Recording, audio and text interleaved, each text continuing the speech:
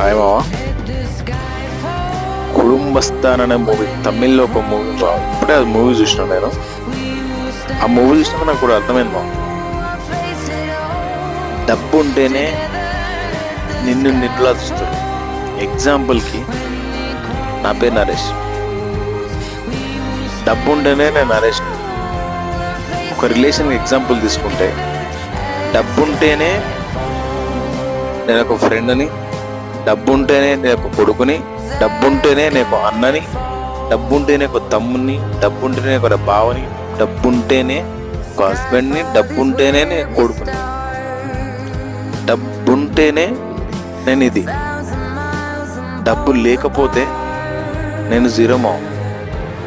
ఎందుకు చెప్తున్నానంటే, నువ్వు డబ్బు సంపాదిస్తేనే ఇంట్లో నిన్ను మనిషిని,